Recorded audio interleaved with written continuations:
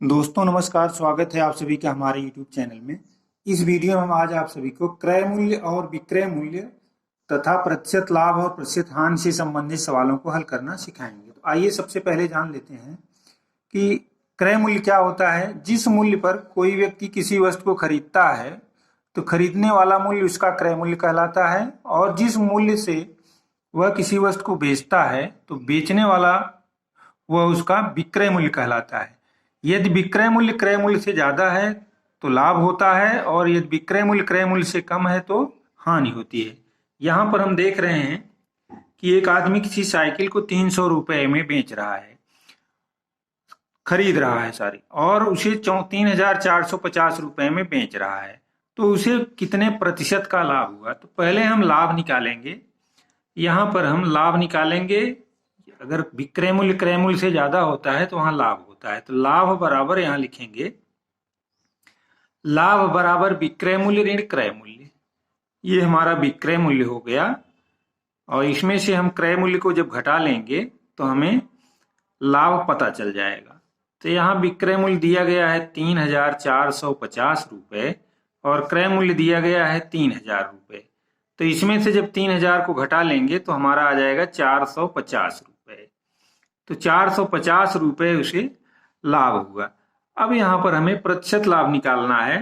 तो प्रतिशत लाभ होता है 100 रुपए में, यानी 100 रुपए अगर उसका क्रय मूल्य हो तो कितने में बेचेगा तो उसे वही उसका प्रतिशत लाभ होगा। तो प्रतिशत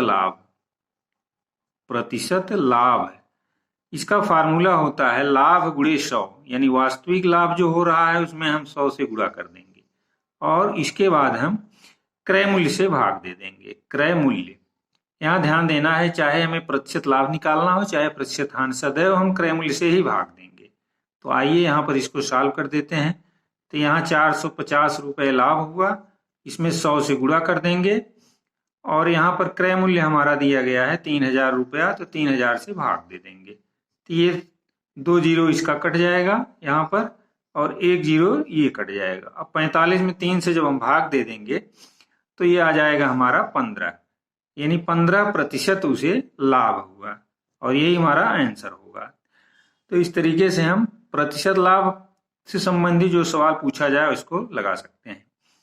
यानी प्रतिशत लाभ 3,000 रुपए खरीद करके 3,450 रुपए में बेचता है। अगर वही वह 100 रुपए में खरीदता तो कितने रुपए में बेचता, वही उसका प्रतिशत लाभ होता है। तो आशा करता हूं कि ये सवाल आपकी समझ में आ गया होगा।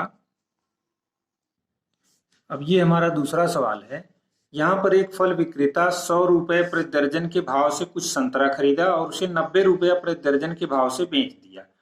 अब यहाँ देख रहे हैं विक्रय मूल्य क्रय मूल्य से कम है, तो इसलिए यहाँ पर हानि होगी, और हमें प्रतिशत हानि की गणना करना है। तो हम सबसे पहले यहाँ हानि निकालेंगे। हानि बराबर विक्रय मूल्य, यहाँ पर लिखेंगे क्रय मूल्य ऋण विक्रय मूल्य। तो जब क्रय मूल्य ज्यादा होता है विक्रय मूल्य कम होता है तभी हानि होती है। यहाँ क्रय मूल्य 100 रुपया दिया गया है और विक्रय मूल्य 90 रुपया दिया गया है। तो 100 में से जब 90 घटाएंगे तो 10 रुपया, यही 10 रुपए का उसे वास्तविक रूप से हानि हो रही है। अब हमें प्रतिशत हानि निकालना है, यानी अगर उस यहाँ पर प्रतिशत हानि, वास्तविक हानि यहाँ पर 10 रुपए की हो रही है। हानि गुणे 100, 10 गुणे 100 बटे क्रय मूल्य। हमने बताया कि चाहे प्रतिशत लाभ निकालना हो चाहे प्रतिशत हानि, सदैव हम क्रय मूल्य से ही भाग देंगे। तो यहाँ क्रय मूल्य दिया गया है 100 रुपया, तो 100 से भाग दे देंगे तो ये हमारा आ जाएगा 10%। 10% का उसे हानि होगी। तो यानी अगर 100 रुपये में खरीद रहा है तो 90 रुपए में बेच रहा है, तो स्वाभाविक है कि हम प्रतिशत हानि या प्रतिशत लाभ सदैव 100 रुपए पर ही निकालते हैं। तो यहाँ पर हम सीधे निकाल सकते हैं 10 रुपया, यानी 10% उसे हानि हुई। आइए अब अगला सवाल देखते हैं। अब ये रहा अगला सवाल। यहाँ एक घड़ी 360 रुपए में खरीदी गई तथा 10% लाभ पर बेच दी गई, तो उसका विक्रय मूल्य बताइए। यहाँ पर हम सबसे पहले जान लें कि 10% लाभ का मतलब होता है अगर किसी वस्तु का क्रय मूल्य 100 रुपया तो विक्रय मूल्य उसका 110 रुपया। तो यहाँ घड़ी 360 रुपए में खरीदी गई, तो कितने रुपए में बेची जाएगी उसको निकालें। आइए हम इसको एक एक नियम से लगाते हैं। यहाँ पर जो चीज पूछता है उसको बाद में लिखते हैं। तो 10% लाभ यानी क्रय मूल्य 100 रुपए, 100 रुपए, तो विक्रय मूल्य बराबर 110 रुपया, 110 रुपया, तभी 10% का लाभ होगा। अब यहां पर हम इसको एक एक नियम से निकाल रहे हैं, इसलिए एक पर निकालेंगे। इसलिए यदि यहाँ चूंकि लिख देंगे, इसलिए क्रय मूल्य अगर 1 रुपया हो तो विक्रय मूल्य हमारा 110/100 रुपया होगा, 110/100 रुपया होगा। अब यहां पर जो दिया गया है क्रय मूल्य उसका 360 रुपया है, तो यदि क्रय मूल्य 360 रुपए तो उसका विक्रय मूल्य होगा 110/100 गुणे 360 यहाँ कर देंगे। इसको सॉल्व करेंगे, जो आएगा वही उसका विक्रय मूल्य होगा। तो यहाँ 2 शून्य है, ये कट जाएंगे। अब यहाँ गुणा कर देंगे तो 11 छक्का 66 हो जाएगा, 11 तिया 33, 33 में 6 जोड़ेंगे तो 39 हो जाएगा।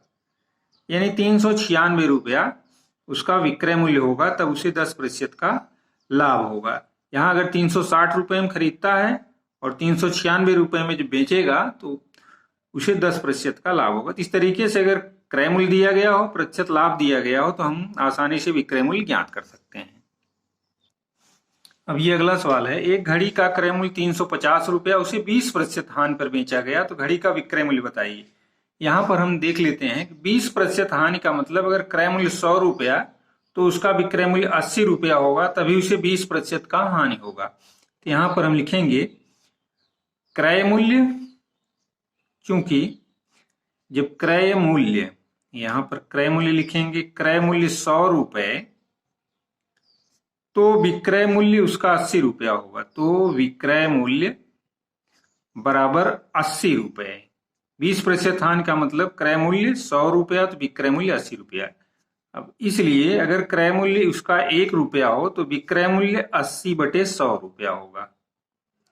और यहाँ दिया गया है क्रय मूल्य 350 रुपया, इसलिए यदि क्रय मूल्य 350 रुपया हो तो 350 रुपया तो विक्रय मूल्य 80/100 गुणे 350 कर देंगे, जो आएगा वही हमारा आंसर होगा। यहाँ पर 2 जीरो है, ये कट जाएगा दोनों। अब गुणा कर लेंगे 35 में 8 से, तो 8 × 45, 8 × 24, 4 28 हो जाएगा 280 रुपया। यानी अगर उसे 350 रुपये में खरीदा जाता है और 280 रुपये में बेचा जाएगा, तभी उसे 20% की हानि होगी। तो आशा करता हूं कि ये सवाल आपकी समझ में आ गया होगा। इस तरीके से हमने आज आप सभी को इस वीडियो में क्रय मूल्य, विक्रय मूल्य, प्रतिशत लाभ और प्रतिशत हानि से संबंधित सवालों को हल कर सिखाने का प्रयास किया। आशा करता हूं कि ये सवाल आपकी समझ में आ गए होंगे। तो अगर चैनल पर नए हो तो प्लीज चैनल को सब्सक्राइब करें। वीडियो अच्छा लगे तो वीडियो को अपने मित्रों में लाइक और शेयर करना न भूलें। मिलते हैं अगले वीडियो में कुछ इसी तरह के सवालों के साथ, तब तक के लिए धन्यवाद।